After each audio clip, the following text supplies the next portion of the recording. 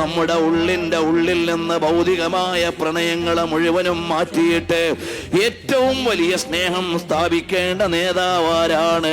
സയ്യിദുനാ റസൂലുള്ളാഹ് സല്ലല്ലാഹു അലൈഹി വസല്ലം തങ്ങളാണ്.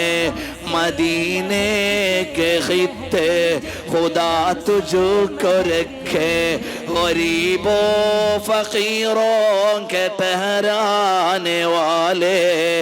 നബി സല്ലല്ലാഹു അലൈഹി വസല്ലം തങ്ങളുടെ മദീന നമുക്ക് ചെന്നു ചേരാനുള്ള ഏറ്റവും വലിയ ആത്മീയ ആസ്ഥാനമാണ്.